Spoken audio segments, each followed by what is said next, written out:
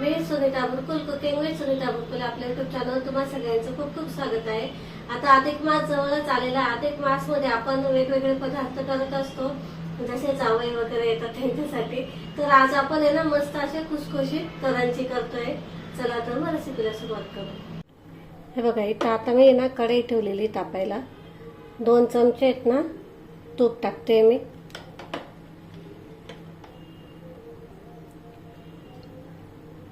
बघा, हे चमचे आहेत ना असे थोडे ह्या साईजचे 2 चमचे तूप टाकते।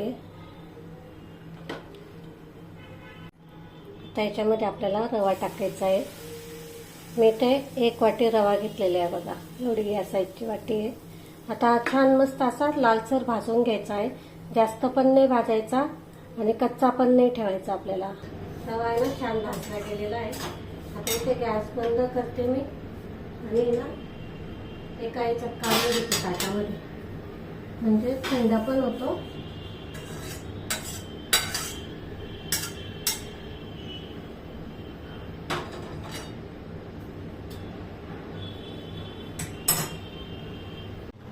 आपण इथे खोबरं घेतलेलं आहे।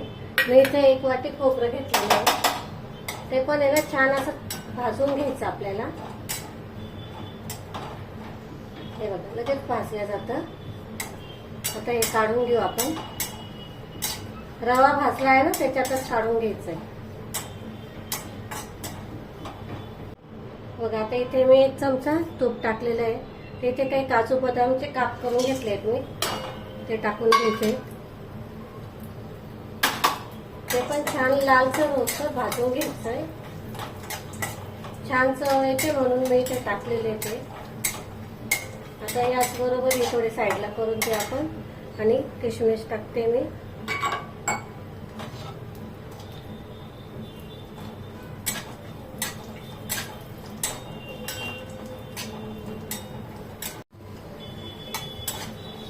हे बघा, आता इथे आहे ना हे छान मस्त असं भाजले गेले बघा। मनुके, काजू बदाम सगळं मस्त व्यवस्थित तळायला गेलेलं आहे। आता हे ना याच्यातच काढून घ्यायचं आपल्याला।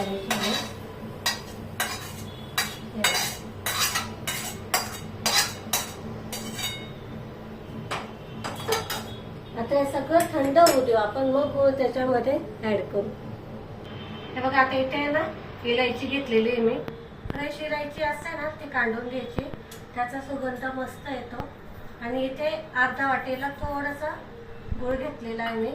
आपण छान असा हाताने मिक्स करून घ्यायचा आपल्याला। आता हे बघा, इथे आपलं हे सारण तयार झालेलं आहे। आता याच्यावरचं आहे ना कोटिंग कसं करायचं ते बघतो आता आपण। हे बघा, आता इथे आपण आहे ना 1 वाटी मैदा घेतलेला आहे।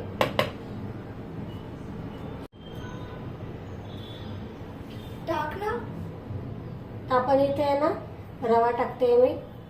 अर्ध्या वाटीला म्हणजे 2-3 चमचे रवा टाकलेला आहे।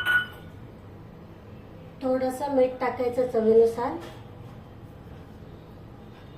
आणि 1 चमचा तूप टाकायचंय। आता हे छान मिक्स करून घेऊ पहिले। बघा, आता आहे ना मस्त छान मिक्स झालेलं आहे।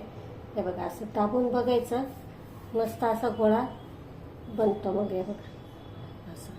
आता याच्यामध्ये आपल्याला थोडं थोडं पाणी घालून मस्त थोडंसं सैलसर मळून घ्यायचंय, कारण घट्ट नाही करायचं। आपण याच्यामध्ये रवा टाकलेला आहे ना, मग तो फुलला पण पाहिजे म्हणून थोडं सैल ठेवायचंय। हे बघा, मस्त असं मळून झालेलं आहे। आता हे ना थोडं 5 मिनिटासाठी आपण झाकून ठेवू।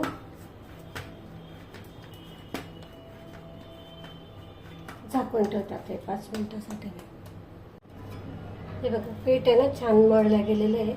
आता याच्यातला थोडासा पोर्शन घ्यायचा लिंबाच्या आकारासारखा आणि छान आता याचे लाटून घ्यायचं आपल्याला।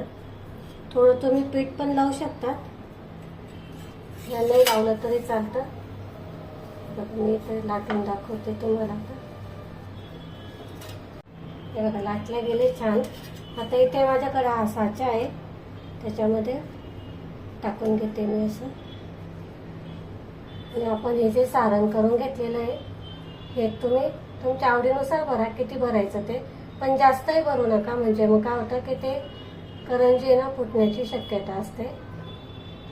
जास्त सारण झालं तरी फुटते मग ते. आता याला आपण किनाऱ्याला आहे ना थोडंसं पाण्याचा हात लावून घ्यायचा, म्हणजे मग छान असं पॅक होतं, फुटत नाही मग ते. आता असं दुमडून घ्यायचं आहे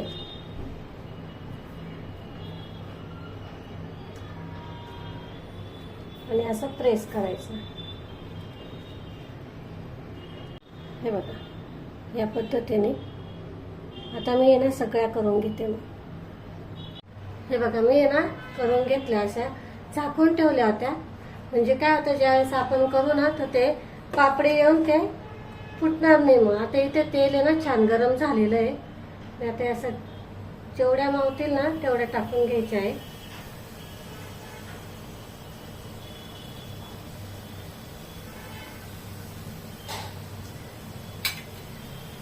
ते बघा, छान गरम तेल द्यायचं, जास्त कडकडीत पण नाही करायचं, नाही तर काय होतं की मग ते वरच्यावर जळून जातील. मस्त आता अधिक मास चालू होतोय, अधिक मास साठी आपला हा विशेष आहे. मस्त छान अशा करंज्या तुम्ही पण करून बघा, तुम्हालाही आवडतील.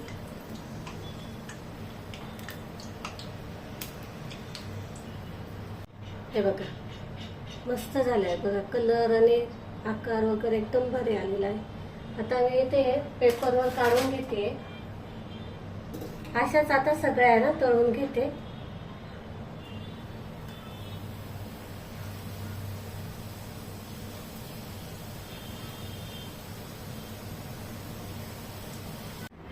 हे बघा, किती छान मस्त खुसखुशीत झालेलं आहे, बघू शकतात तुम्ही करंजी.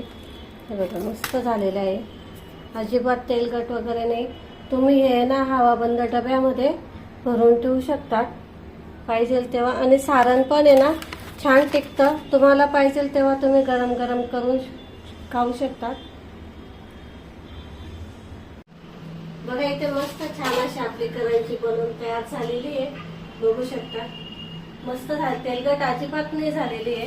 बघा, तुम्हाला दाखवते, अजिबात तेलकट नाही, खुसखुशीत झालेली आहे. योग्य प्रमाण मी इथं दाखवलेलं आहे. तुम्हाला जर व्हिडिओ आवडला असेल तर लाईक, शेअर आणि सबस्क्राईब करायला अजिबात विसरू नका. आपण अशाच नवीन रेसिपींसोबत पुन्हा भेटू. तोपर्यंत नमस्कार.